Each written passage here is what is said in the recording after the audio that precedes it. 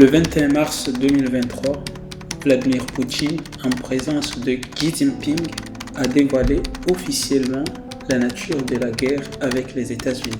Nous sommes pour l'utilisation de yuan chinois dans les règlements entre la Fédération de Russie et les pays d'Asie, d'Afrique et d'Amérique latine. Si Vladimir Poutine dit cela maintenant, c'est que les conditions sont réunies. Diplomatiques, militaires, économiques et financières. Pour bien mesurer la portée de la déclaration de Vladimir Poutine, il faut avoir une chose en tête.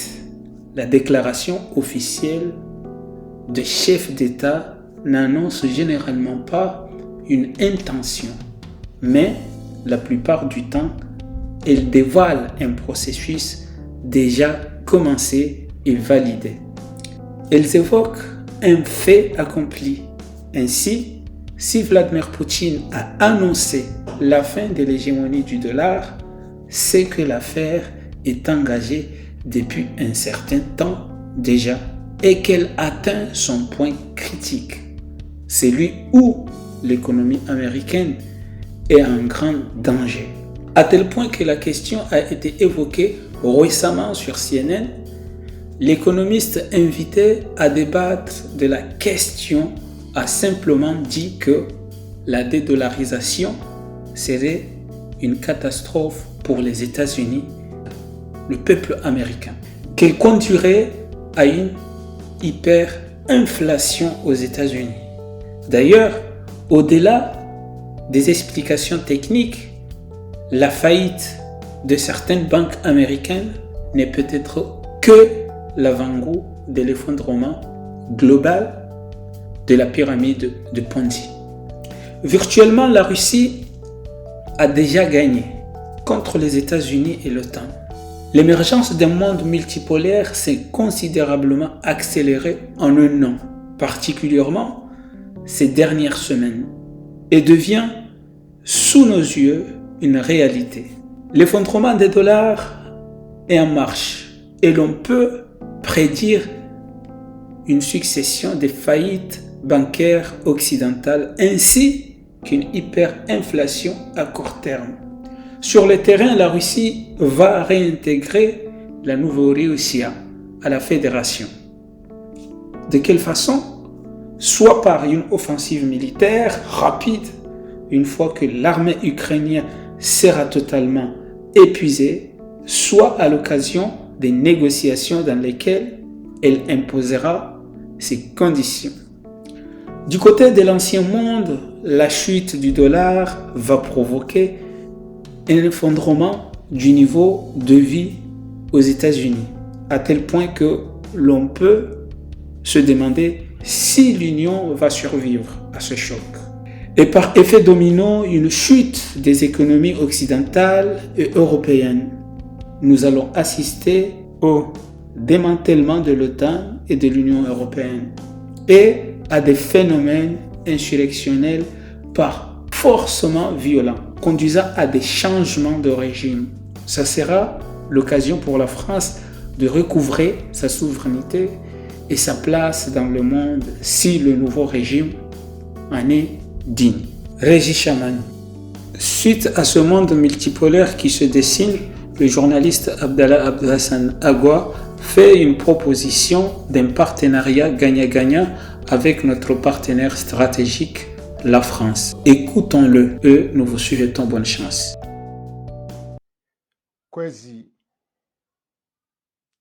Chers compatriotes de l'intérieur comme de la diaspora,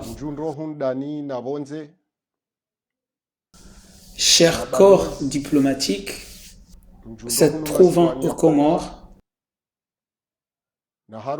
chères organisations internationales se trouvant un peu partout dans le monde, j'ai choisi aujourd'hui dimanche, qui fait le 10e jour du mois sacré de Ramadan, pour venir parler aux Comoriens en général et parler particulièrement au corps diplomatique qui se trouve dans l'Union des Comores.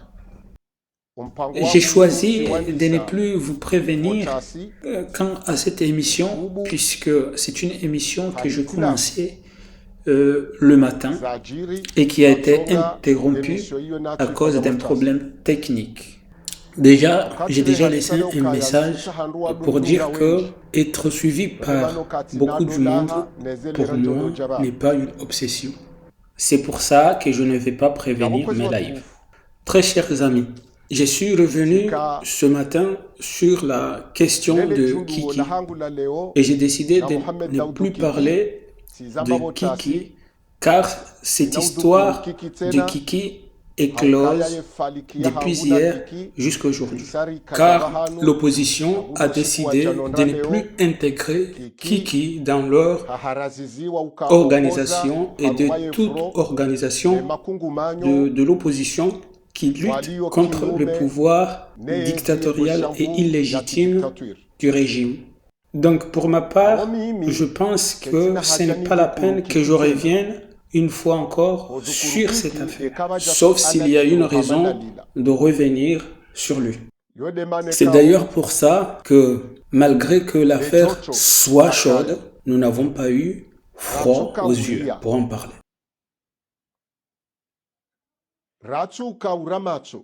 Malgré la gravité de l'affaire et les risques que nous avons pris étaient nécessaires pour que nous avons eu quand même raison d'en parler pour ne pas que Kiki trouve une issue pour déstabiliser l'opposition dans un combat qui a duré 4 ou 5 ans et que ce Kiki était dans le pouvoir qui était en train de déstabiliser ce pays jusqu'aujourd'hui et qu'un projet a été planifié pour que ce Kiki vienne s'infiltrer dans l'opposition pour déstabiliser celle-ci. Après avoir classé l'affaire Kiki en faisant échouer sa mission, il est dans les 4 coins de Moroni en train d'essayer de fonder sa propre opposition ou bien de réintégrer l'équipe d'Azadi. Bonjour à tous.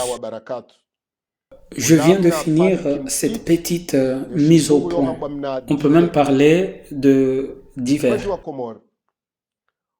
Très chers Comoriens, je préfère être suivi par une minorité car ce combat exige des personnes de qualité capables de comprendre notre vision et ce que nous voulons changer dans notre pays, faire revenir dans notre pays l'état de droit et de liberté qu'on appelle communément état de droit. Et cela ne demande pas beaucoup du monde pour y parvenir, ou bien beaucoup du monde qui nous suivent dans nos directs pour y parvenir. Nous voulons une majorité de qualité plutôt que la quantité. Tout d'abord, je vais commencer par une petite mise au point ou bien un divers. Ça concerne la prison aux Comores. Très chers amis, pour la prison, moi-même en tant qu'ancien détenu de la prison de Comores, notre droit, c'est de lutter contre les injustices de cet endroit de la prison qu'on a fréquenté et que nous espérons ne pas y retourner, même si personne ne doit plus jamais jurer de ces 3 choses, la mort, la prison et l'hôpital. Nous sommes au 10e jour du Ramadan. Nous savons tous qu'il y a des prisonniers qui mangent mal, dorment mal, vivent mal, prient mal dans nos prisons. Dans un espace de 10 personnes, vivent une quarantaine et dans une place de 40, vivent 70 personnes. Même pour dormir, on est obligé de céder la place à chacun pour qu'il dort quelques minutes, ainsi de suite. Dans un pays musulman comme le nôtre, pendant ce mois sacré de Ramadan, nous avions cru que la justice, mauvaise ou bonne, mais c'est elle qui gère les affaires courantes sans jeter un coup d'œil sur la loi. C'est vous qui exercez cette justice quand vous voulez et tout ça sans jeter un regard sur la loi. Vous n'allez pas jurer qu'un jour vous ne passerez pas devant cette justice, car tout le monde y passe. Président, ministre, directeur, des militaires, des policiers, des étrangers, des directeurs, tout le monde, riche ou pauvre, tout le monde est passé par là, sauf les juges. C'est pour cela que nous aspirons, rêvons à un état de droit dans lequel un pays où on peut condamner un chef d'État, un juge qui est nommé échappe à la règle. Il va falloir un jour que les juges ne doivent pas faire selon son goût. Celui qui décide de la condamnation de quelqu'un ne doit pas échapper à ses obligations, alors que sa décision peut coûter cher à des innocents. Alors, dans l'avenir, le juge doit savoir que nul n'est au-dessus de la loi. Il devrait comprendre que le juge doit veiller pour la justice, mais ne doit pas instrumentaliser cette justice, car vous n'êtes pas au-dessus de la loi. Vous devrez comprendre donc que vous êtes le premier responsable de ce qui est arrivé dans notre pays, qui n'a ni loi, ni foi, aucune règle n'est respectée dans notre pays. Et le premier responsable, c'est vous, à 75%. Alors, vous devez savoir que ce que vous faites aujourd'hui sera jugé demain. Nous n'avons pas peur de le dire ouvertement, même si vous avez le pouvoir de nous juger injustement aujourd'hui. Ce n'est pas grave. Vous savez que vous n'êtes pas parfaits, vous n'êtes pas des prophètes, vous êtes des humains comme nous, des chairs et des os. Sachez que nous sommes dans un pays non monarchique, un pays qui est sorti de la colonisation. Et là, vous nous retournez dans la colonisation. Vous nous retournez dans l'époque où nos parents, nos grands-parents, nos ancêtres étaient venus arracher pour l'esclavage, car nous sommes dans un pays sans loi. Et un pays sans loi est un pays colonisé et nous sommes obligés de lutter contre cette colonisation. Sachez que nous ne luttons pas seulement contre Azali, mais nous luttons contre un système. Et vous, le juge, votre rôle n'est pas de condamner qui vous voulez et libérer qui vous voulez, mais c'est de respecter la loi. Alors, en tant que pays musulman, les conditions carcérales de la prison de Moroni, ils mangent mal, ils dorment mal, ils se lavent mal. Et quand nous demandons que ces gens-là ont de la dignité, on nous reproche que ces gens-là ont été condamnés. Oui, bien sûr qu'ils ont été condamnés. Mais même un condamné a droit à sa dignité. Parce que seul le prophète est parfait.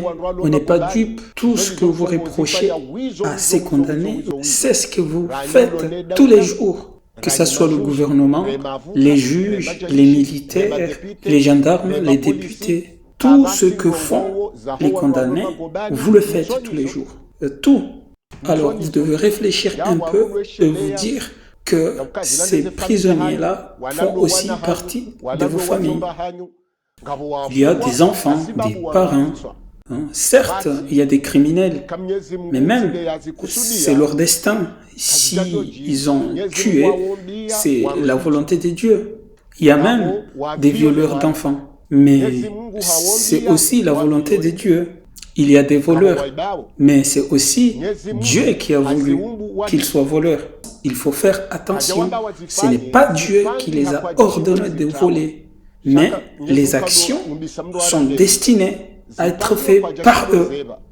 Et l'action est faite. Il se trouve aujourd'hui qu'ils sont en prison. Mais n'oubliez pas que vous aussi, vous pouvez être là en prison demain. Vous les juges, vous n'avez pas l'habitude qu'on vous dise cette vérité-là. Mais sachez que nous sommes dans le mois sacré du Ramadan. Et c'est dans ce mois de Ramadan que chacun devrait prendre conscience et faire le bien. Chers juges, sachez que c'est pendant cette période de Ramadan que nous devons gracier, pardonner. Chers compatriotes, nous faisons appel à tous les ulamas de ce pays, les érudits religieux de ce pays, de prendre en compte ce qui se passe dans les prisons de Koki, de Moroni, que c'est que les prisonniers subissent. Ce n'est pas normal. Ce n'est pas normal. Ce sont des lieux que nous avons vécus pendant des années et je vous assure que pendant le mois de Ramadan, c'est encore pire. Et c'est là où vivent vos enfants. Ce n'est pas normal. Alors, soyez cléments parce que vous ne savez pas quand est-ce que vous allez vous retrouver dans ces lieux.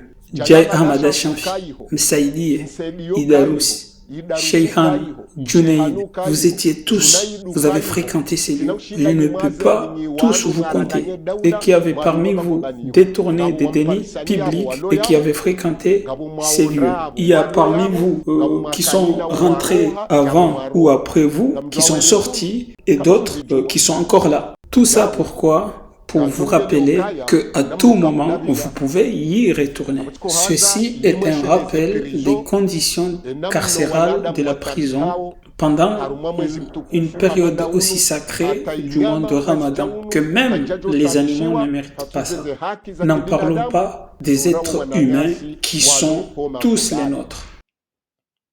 Chers compatriotes, je le dis ce matin que le message que j'envoie maintenant, c'est un message particulier. C'est un message que j'envoie au monde occidental. Ce message est destiné à la France. Et je prends à témoin l'Afrique du Sud. Je prends l'Afrique du Sud à témoin en tant que pays africain. C'est-à-dire que je parle à la France et je prends à témoin l'Afrique du Sud. Pourquoi ? Parce que la France voit tout ce qui se passe aux Comores, mais elle ne dit rien, et que l'Afrique du Sud est la superpuissance du continent Afrique. Par conséquent, l'Afrique du Sud est garant de tout ce qui se passe en Afrique. C'est à l'Afrique du Sud de veiller pour le respect de la constitution comorienne et d'un état de droit pour les Comores. Très chère France, très chère Afrique du Sud, la France nous a colonisés pendant plus d'un siècle et demi. On a été colonisés, exploités, chosifiés et bandés les yeux pour ne pas qu'on voit nos richesses naturelles. Ils ont déjà fait des marquages et savent où se trouvent nos richesses naturelles jusqu'au moment où ils vont décider de venir récupérer ça. Et quand ce moment-là viendra, ils vont provoquer une guerre civile. Ces derniers temps, on voit très bien que après 150 ans de colonisation et 47 ans d'indépendance, que la France ne veut plus nous lâcher, a décidé de venir récupérer tout ce qu'il a caché dans notre pays. Tout ça à cause des crises mondiales, notamment la crise du coronavirus qui a secoué le monde, dont la France, et cette dernière a décidé de venir puiser dans ses réserves qui se trouvent dans notre pays. Alors, quand nous voyons ce qui se passe dans notre pays, que ce soit à Mayotte ou dans les autres îles, la France est revenue chercher ses réserves qu'elle a cachées dans notre pays pour faire face à la crise mondiale. Donc après 150 ans de colonisation, elle revient comme si de rien n'était pour récupérer ce qu'elle a caché dans nous. Alors c'est pourquoi que j'ai dit que je ne veux pas beaucoup du monde, je veux juste des gens qui vont traduire ce message pour qu'il arrive aux intéressés, qu'ils disent à la France que bientôt les enfants de ce pays vont soulever leur tête. Et qu'on le veuille ou non, la France reste le parrain de notre pays, car nous dépendons à un peu plus de 50% de la France. Oui, nous savons très bien qu'une crise qui secoue la France, c'est une crise évidemment qui secoue les Comores à un peu plus de 55%. Alors, nous ne souhaitons pas qu'une crise frappe la France, car c'est une crise qui frappera aussi les Comores. Alors, nous savons que vous êtes un partenaire controversé. Alors, quel type de partenariat souhaitez-vous? Est-ce que vous voulez un partenariat comme le Mali, comme le Rwanda, comme le Congo? C'est à vous de décider. Ou bien comme celui qui se profile au Sénégal. L'Occident devrait comprendre que l'homme noir n'est pas né esclave.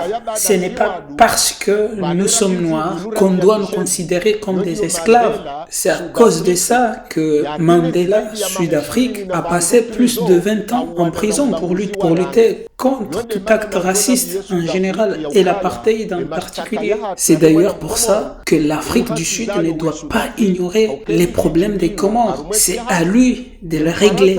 Alors, à votre avis, pourquoi notre partenaire privilégié, la France, demande toujours l'avis de l'Afrique du Sud avant de signer quoi que ce soit? Que vous le voulez ou pas, vous, l'Afrique du Sud, êtes notre protecteur. Vous êtes un des grands pays de l'Afrique, mais aussi vous êtes parmi les pays les plus riches du continent. Mais le reste de ces grands pays d'Afrique sont des pays dirigés par des dictateurs ou sous influence des réseaux internationaux. Vous savez pourquoi j'ai déclaré que je ne veux pas que je sois suivi par plus de 100 personnes? Vous savez pourquoi? Je veux que je sois suivi par des personnes de qualité capables de transmettre mon message aux intéressés. Très chère France, sous le témoignage de l'Afrique du Sud, je voulais vous dire que les Comores est un petit pays par sa population. Les Comores est un petit pays par son territoire. Les Comores est un petit pays économiquement. Mais en même temps, les Comores est un grand pays par sa croyance. Nous sommes un grand pays culturellement. Et tout ça, c'est ce qui fait des Comores un grand pays. Par contre, vous, les grandes nations telles que la France, que tout le monde se bouscule pour y aller, sachez que il y a des sans-domicile fixes qui mangent dans des poubelles, contrairement aux Comores, qui est un pays béni.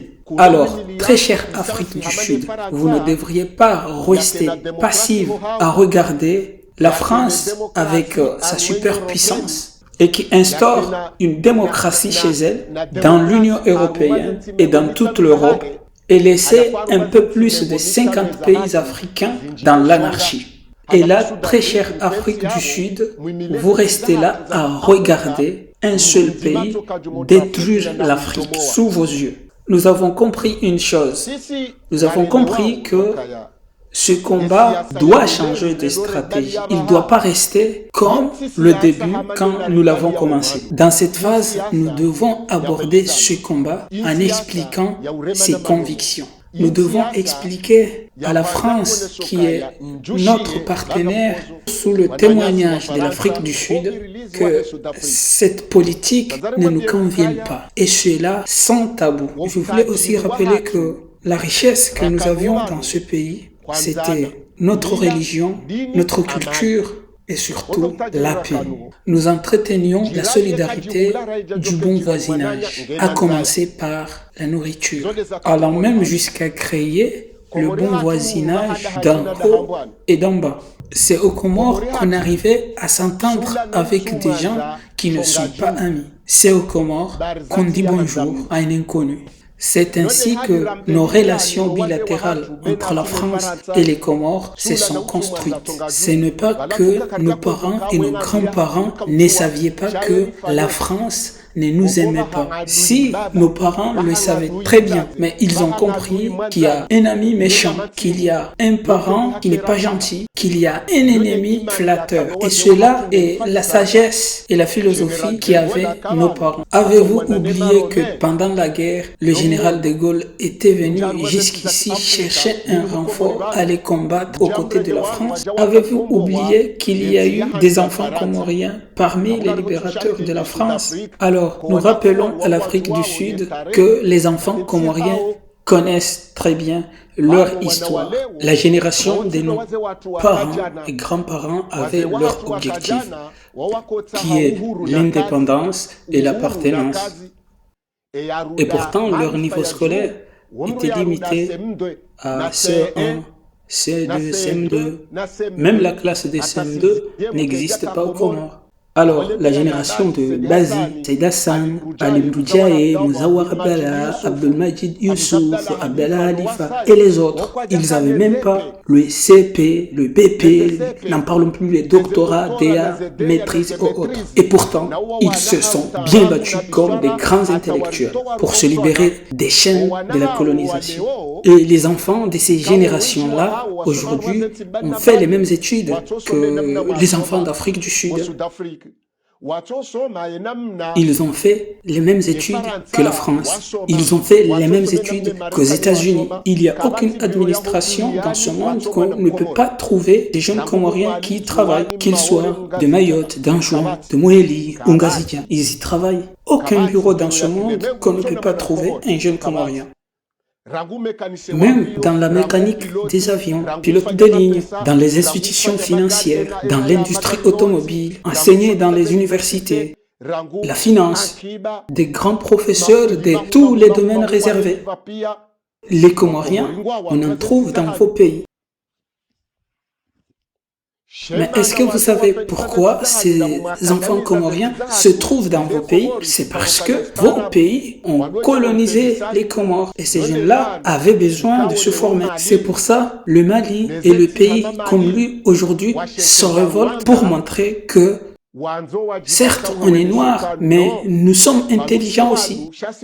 Nous sommes noirs, mais nous sommes bien formés. Nous sommes noirs, mais nous avons des compétences. Nous sommes noirs, mais nous avons des connaissances bien acquises. Comme la France déclare défendre les intérêts de la France, les enfants des Comores, eux aussi, ont besoin de défendre les intérêts des Comores. Nous voulons un partenariat gagnant-gagnant. On ne peut pas vivre éternellement dans ce néocolonialisme. Ce message est destiné à la France. Je le dis très clairement ici, je n'ai pas dit que ce message s'adresse aux Français, mais je dis très clairement que ce message est destiné à la France et l'Union européenne. Chère France, au nom de l'ambassade de France aux Comores, au nom de la grandeur du président de la République française, M. Emmanuel Macron, pour le respect que nous vous devons, pour le respect de nos ancêtres qui avaient pour vous et qui ont créé cette nation et qui nous a enseigné que la France était toujours un partenaire privilégié, bon gré, mal gré. Ali Swali, vous avez surnommé Bill Mapouzi, Satan. On voit là deux convictions. Mais regardons l'économie des Comores qui dépend à plus de 60% de la France, grâce à la diaspora comorienne de France. À regarder le 55 à 60% du budget comorien qui manifeste en France. Ces manifestants déstabilisent un peu la France. À cela, on rajoute les manifestations des Français qui réclament le départ à la retraite, à reprendre la phrase de Poutine, même pour balayer les ordures, vous avez du mal. à cause des manifestations. C'est pour ça que vous êtes obligé d'y retourner en Afrique pour puiser vos réserves. Mais si vous voyez très bien, l'Afrique commence à se préparer pour faire face à ce qu'il qualifie de pillage de l'Afrique, des matières premières. Si vous avez toujours mis au sommet de ces États africains des marionnettes télécommandées depuis chez vous, sachez qu'à un moment donné, les piles de ces télécommandes vont s'épuiser. Les enfants comoriens d'aujourd'hui et demain sont prêts à mettre fin à ça. Rappelez-vous bien que l'immigré comorien d'hier occupait le travail pénible, entretien de toilettes, fleuriste, vente des journaux, boucher. Mais aujourd'hui, un enfant comorien est capable de travailler dans l'industrie spatiale. Il peut aller à la Lune. Les enfants comoriens ont des compétences qui peuvent aider les Comores. Mais malheureusement, la France empêche ces compétences de s'exprimer. Mais le jour où ces compétences décideront de s'exprimer, ça sera le révolte, ça sera la guerre civile. Vous savez quoi? Nous n'avons aucun intérêt qu'il y ait une guerre, parce qu'une guerre civile qui s'éclate en France, c'est des milliers de Comoriens qui seront impliqués. Le mieux, c'est de comprendre que ces enfants africains vivant en France sont capables aujourd'hui de se mettre ensemble pour provoquer une guerre contre la France à l'interne, même si beaucoup d'entre eux vont mourir ou pas. Mais sachez que nous avons les moyens, sans utiliser les armes, de bloquer la France, ne serait-ce que juste avec une boîte d'allumettes. Mais grâce à la patience que nos aînés nous ont léguée, nous invitons à nos frères de la diaspora d'appliquer ce principe de la patience qui est une vertu. C'est grâce à ce principe que nous attendons encore avec la France. Alors, ce message que j'envoie à la France et non aux Français, sous le témoignage de l'Afrique du Sud. Nous voulons dire à l'ambassadeur de France ceci. Avec ce qui se passe à Mayotte, vous devez comprendre que vous aviez colonisé pendant 150 ans notre pays. Nos ancêtres étaient esclavagisés, déportés, et le reste pris en otage pour venir libérer votre pays pendant la guerre. Comme d'ailleurs maintenant qu'il y a des Comoriens qui luttent en Afghanistan, en Libye, sous le drapeau français.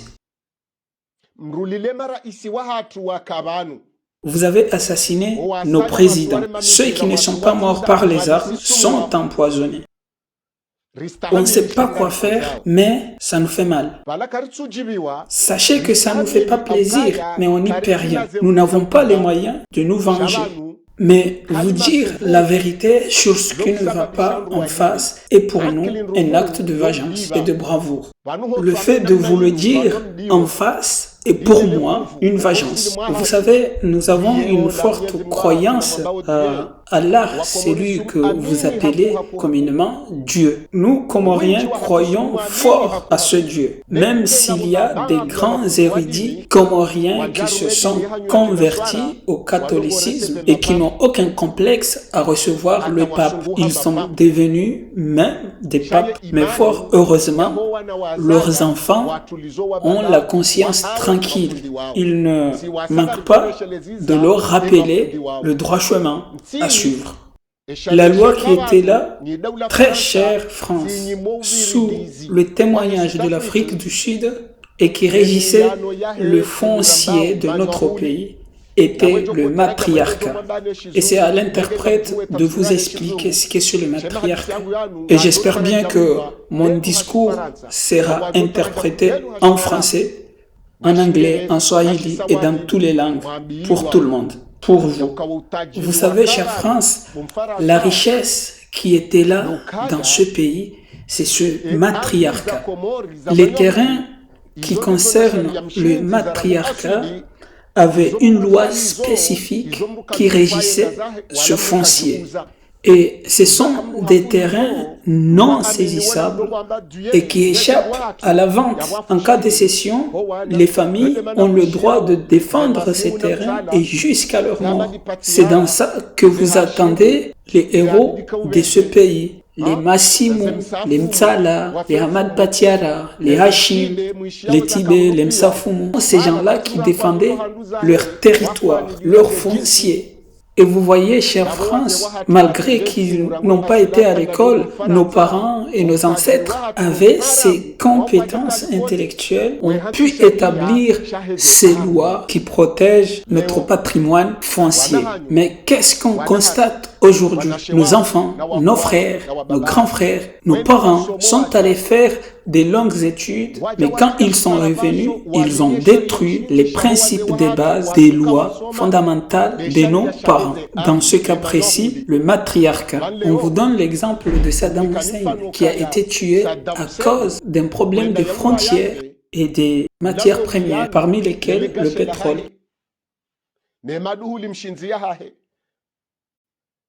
Kadhafi, qu'on qualifiait de dictateur, avait développé la Libye. Il aidait la France, dont Nicolas Sarkozy, qui l'a aidé lors des campagnes présidentielles. À cause du pétrole, la France, aidée par les États-Unis, est allée détruire la Libye. Vous savez pourquoi les Comores ne savaient pas qu'il avait les matières premières, notamment le pétrole, le gaz et autres, alors qu'ils étaient bel et bien là? C'est parce que vous avez empêché aux enfants comoriens d'acquérir le savoir, parce que vous vouliez garder ces matières premières pour vous. Même pendant la décolonisation, qu'est-ce que vous avez fait? Vous avez brûlé la maison de l'histoire et culture comorienne, le CNDRS, en présence de Ali Swalih Mtashiwa. Et vous avez pillé cette maison. Et aujourd'hui, les œuvres d'art des Comores se trouvent en France, dans des musées. Donc, l'histoire des Comores est pillée. Et ceux qui la connaissent aujourd'hui l'apprennent depuis l'extérieur. Pour ceux qui sont aux Comores, ils l'apprennent de bouche à oreille par leur grand-père. Mais les livres sont pillés par la France. Et l'Afrique du Sud est là pour notre témoignage. Cependant, nous voulons rappeler une chose. Tous nos chefs d'État sont assassinés pour une unique raison, le pétrole. Qu'est-ce que je voulais dire par là? À la France, sous le témoignage de l'Afrique du Sud. Je voulais rappeler quelque chose. En fait, celui que vous avez confié le pouvoir, Azali, a déclaré il y a quelques jours une histoire que même les enfants le trouvaient ridicule. Et je suis persuadé que même vous, la France, vous l'avez trouvé ridicule. Vous le télécommandez tellement, il est prêt à faire de telles déclarations. Il a osé prendre le micro et déclarer devant les Comoriens que le pétrole n'est rien dans notre pays. Alors que nous savons que la guerre en Ukraine se bat à cause du pétrole. Saddam Hussein est tué à cause du pétrole. La Libye est détruite à cause du pétrole. Même beaucoup de pays africains qui se battent pour se libérer, c'est toujours à cause du pétrole ou des matières premières. Notamment par la France qui nous a colonisés depuis plus de 150 ans et 47 ans de néocolonisation. Afrique du Sud, est-ce que vous êtes là? Que Mandela repose en paix. Chère Afrique du Sud, vous êtes là, vous voyez comment le continent africain est ostracisé en général et en particulier les Comores. Dès qu'un chef d'État ose lever la tête, on l'assassine. Ce que nous faisons n'est autre que de la résistance. Mais vous savez très bien que si on ouvre une bouteille de gaz de manière accidentelle, c'est normal qu'elle explose. Alors, très cher Sud-Afrique, nous aimerions bien que vous dites à la France qu'elle n'a pas le droit de décider quoi que ce soit sans que vous ayez votre mot à dire dans notre continent. Que la France veut décider seule l'exploitation de notre pétrole. Que sur 40 blocs de pétrole découverts aux Comores, 4 sont dans un état d'expertise, 2 en exploitation. Sambi a parlé de ce pétrole. Taki aussi, Ikililudwanin a ramené des experts. Idinadom, un bureau d'exploitation de ce pétrole est ouvert. Ils ont tous parlé de ce pétrole en présence d'Azali. Et qu'on menace Azali, s'il ose parler de ce pétrole, il sera puni. Et que ce Azali a osé prendre le micro et venir déclarer devant les Comoriens que le pétrole, ce n'est pas une économie rassurante. Pour quelqu'un qui connaît les principes d'une nation, la déclaration d'Azali est tout simplement de la haute trahison. Et si notre armée n'était pas corrompue, si cette armée ne te cautionne pas, dans ta démarche d'agression de la souveraineté nationale, normalement, elle devrait immédiatement te destituer. Youssoufou Djihad aurait dû prendre le pouvoir, car cette déclaration constitue tout simplement une violation de la souveraineté nationale. Et c'est d'ailleurs pour ça qu'on t'a choisi en tant que robot. Alors, je vais parler à l'État français en tant que pays ami, en tant que pays frère, en tant que parrain, en tant que père adoptif. Devrait nous protéger en tant que pays protecteur. Sous le témoignage de l'Afrique du Sud. Chère Afrique du Sud, en tant que puissance du continent africain, nous voulons juste un enfant comorien qui a été formé par la France pour venir diriger les Comores et protéger les intérêts des Comoriens. Il n'y en a pas. Pourquoi cette question? Parce qu'il y a un moment, toute la classe politique comorienne défile devant la France, pas plus loin qu'en 2016 jusqu'à maintenant, et vous déclarez la même chose à tout le monde. Vous reconnaissez que oui, c'est vrai, Azali Assoumani est mauvais, mais jusqu'à présent, vous ne remarquez pas quelqu'un qui peut remplacer Azali Assoumani pour diriger les Comores. Vous avez parlé avec Mzimba, vous avez parlé avec Barouane, vous avez parlé avec Mouini, vous avez parlé avec Seda Basdalan. Est-ce à dire que vous avez parlé avec tout le monde et vous avez promis à tout le monde la même chose? Beaucoup d'entre eux le savent très bien que vous leur avez promis la même chose qu'aux autres. Ils le savent très bien, mais ils ne peuvent plus rien faire. Mais malheureusement, certains d'entre eux ont pris ces promesses pour un argument politique. Nous disons donc non, plus jamais ça. Alors, très chère Afrique du Sud, nous vous prions de demander à la France de ne plus continuer à jouer avec la classe politique comorienne.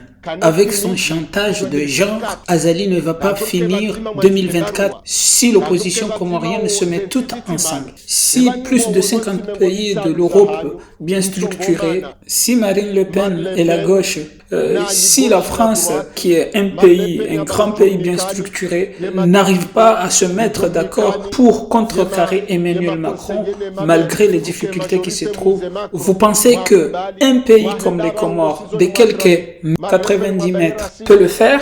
Vous qui avez qualifié Marine Le Pen de raciste pour ne pas être d'accord, si un grand pays qui est très bien structuré, comme la France, ne peut pas se mettre d'accord pour quelque chose, vous pensez qu'un pays comme les Comores, qui n'est même pas encore mature, peut le faire?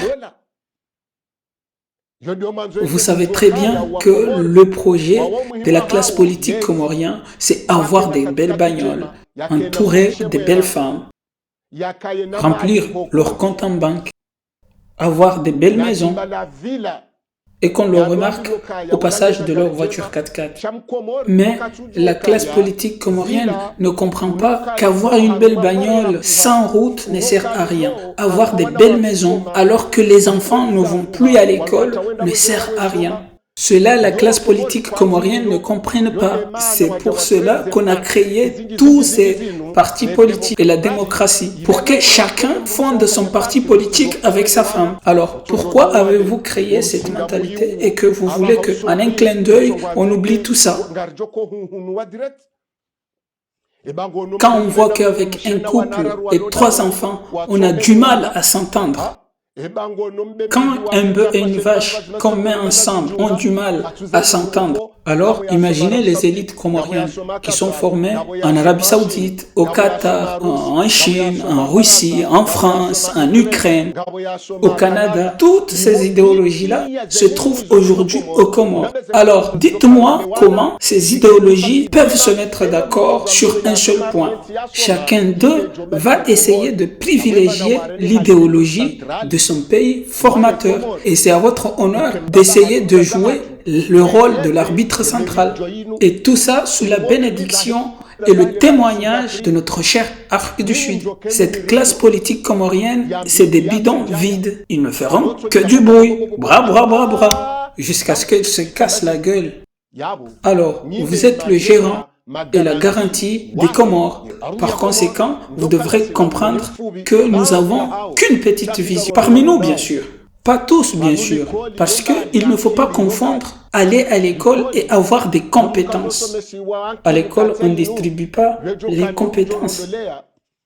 On peut aller à l'école apprendre à être bête. La preuve en est, Comoriens qui partent apprendre à l'étranger, mais dès qu'ils arrivent à l'aéroport, ils oublient tout ce qu'ils ont appris à l'école. La France dirige des bidons vides. Regardez cette comparaison. Nos enfants d'aujourd'hui, à 17 ans, ils ont un bac avec mention. 17 ans, un bac avec mention. Alors que nos anciens avaient 40 ans sans le BEPC. Vous pensez qu'un bac à 17 ans avec mention, on va accepter d'être dicté? Et ça veut dire quoi tout ça? Ça veut dire que vous préparez une guerre civile aux Comores. Et ça commence par Mayotte.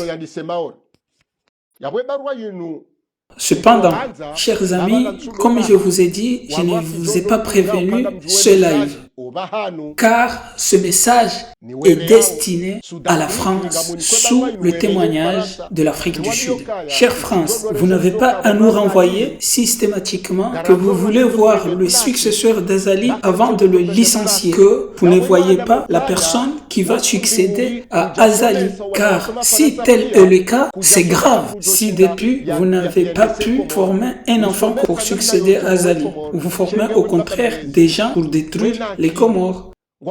Sinon, si vous étiez malin, vous devriez prendre un des enfants, soit formé, soit né en France, pour venir remplacer ce fou qui est en train de détruire son pays. Si vous nous dites aujourd'hui que vous ne trouvez pas quelqu'un pour remplacer Azali Assoumani, c'est tout simplement parce que vous n'avez pas formé. Alors, qu'est-ce que je voulais vous dire? Que vous voulez comprendre ou pas, les Comoriens ont compris comme le Mali. Ils ont compris comme le Rwanda. Ils ont compris comme ce qui s'est en train de se passer au Sénégal d'Ousmane Sonko. Beaucoup de pays africains commencent à comprendre. Alors, pourquoi les Comores ne comprendraient pas? Alors, s'il va falloir que nous sacrifions nos frères qui sont en Europe, ces dizaines de milliers de Comoriens qui sont en Europe, alors l'histoire va se répéter comme à Madagascar. Et Ali Swali les a rapatriés par avion. N'oublie pas qu'il vous a accompagné d'une rupture diplomatique totale. Alors, si vous voulez que l'histoire se répète, alors continuez à soutenir ce pouvoir barbare. Mais nous vous disons que, tôt ou tard, nous allons nous en débarrasser. Mais quand on aura réussi à nous libérer seuls, vous allez accompagner Azali pour partir. Alors, c'est à vous et vous seuls qui devrez prendre la décision de suivre la voie du peuple comorien. Au lieu de choisir l'intérêt d'une minorité de 5 personnes, vous défendez vos intérêts, mais vous les aurez. Ce n'est pas un problème. Mais sachez très bien qu'aucun pays au monde ne gère seul ses propres intérêts. Mais c'est vous qui avez dit « donnant, donner ». Mais oui, donne et je te donne. Alors, aucun pays au monde ne gère seul ces matières premières. Pour pas penser que seul Azali est capable de défendre les intérêts de la France. Vous pouvez nous prendre un bloc de pétrole, créer la guerre civile à Mayotte, mais nous vous disons que tôt ou tard, le peuple comorien va se réveiller et nous nous préparons par conséquence. Azali ne nous résistera pas quand on aura décidé, comme ce qui s'est passé au Mali. L'armée peut soutenir le peuple ou pas, en tout cas, le plus fort, c'est le peuple. Cette idée de chasse à l'homme, partout où tu passes, le peuple ne le voyait pas et vous devriez tirer une leçon de chasser les dictateurs pour un partenariat avec les peuples. Par exemple, vous trouvez un enfant comorien qui succédera à Azali, qui va rétablir les institutions, assurer la bonne gestion dans le pays, restaurer la paix et la culture. Et pourquoi pas, nous pouvons en ce moment-là, nous pouvons s'asseoir sur les tables de négociation, car nous savons que vous êtes notre partenaire privilégié. Si nous sommes remontés comme le Mali, c'est parce que vous mettez à la tête de nos États des cancres. Oui, des cancres qui sont la première cause de la destruction de nos pays, de l'Afrique et pourquoi pas demain de la France.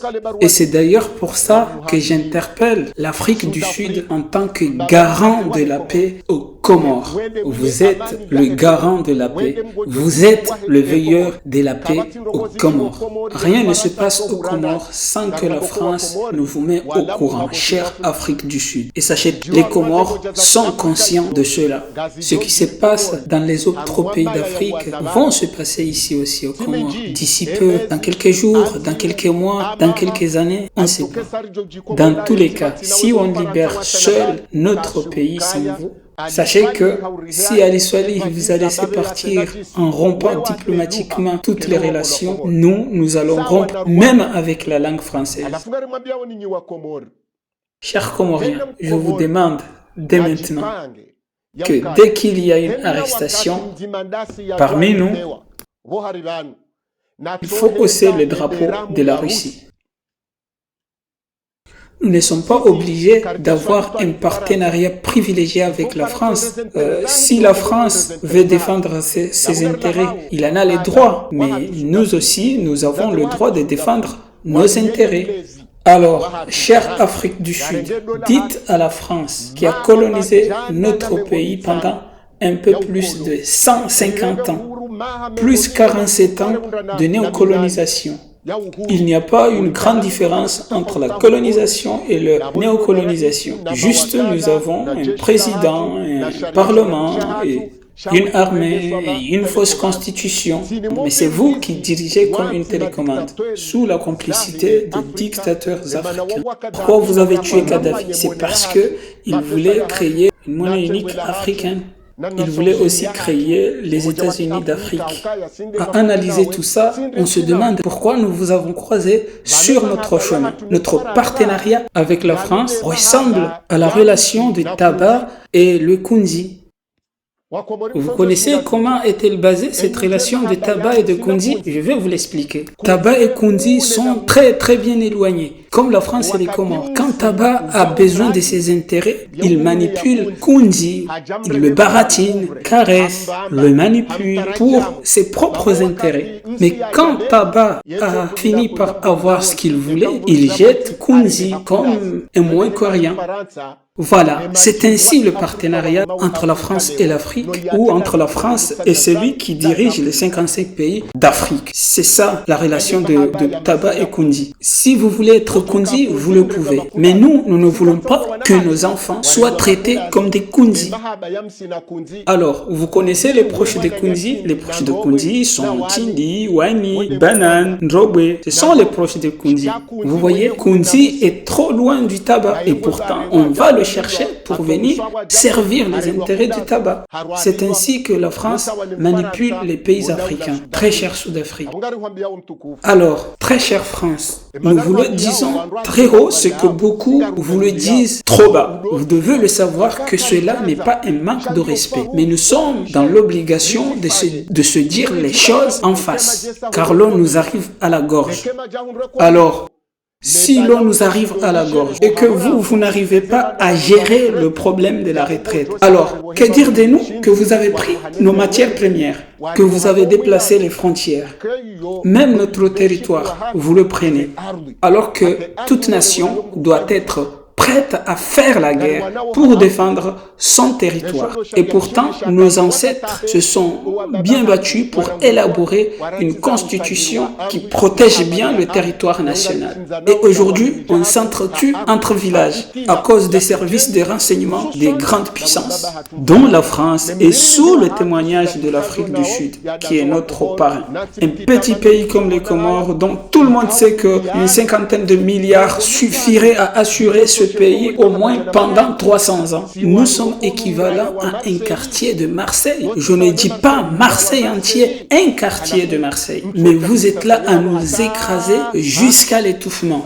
Alors, chère France, que nous aimons, notre relation est définie comme si on était un morceau de viande que vous ne pouvez pas manger, mais que vous ne voulez pas laisser. Cette relation doit cesser. Non, notre relation doit évoluer. Et nous n'avons pas souhaité en arriver là, mais c'est vous qui l'avez provoqué. Très chère ambassade de France aux Comores, on est en train de vous traduire ce que je suis en train de dire ici. Cher ambassadeur, allez-y dire au président Emmanuel Macron que dans l'histoire de la France, depuis le général de Gaulle jusqu'à aujourd'hui, elle déportait nos ancêtres vers la France. Ce syndrome s'est propagé dans la mentalité de Comoriens qui pensent qu'un Comorien ne peut pas évoluer s'il ne migre pas vers la France. Nous disons s'il y a une alternative aux Comores. Nous demandons à ceux qui ont fini leurs études de rentrer. Nous demandons aux investisseurs de venir. Nous demandons aussi à la France de nous laisser tranquilles. Car si on se libère seul, on va vous chasser des Comores. Or, les Comores est une zone stratégique que vous pouvez installer vos bases militaires. Vous profitez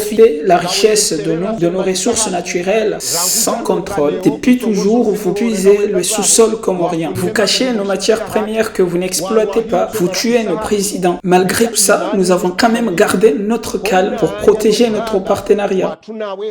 Nos enfants ne vont pas céder. Vous imaginez, nous, notre génération, refuse d'abdiquer. Nous ne sommes pas là pour essayer d'obtenir des visas. Pour nous, les autres, aller en France, c'est comme aller dans la région de Limani, par exemple, ou à Chili. Alors, la France, la vraie France qui faisait rêver, c'est la France d'avant, pas maintenant. Alors, très cher ambassadeur de France en Union des Comores, vous manipulez chaque opposant à Azali qui vient vers vous en lui promettant de lui soutenir, car tout est prêt.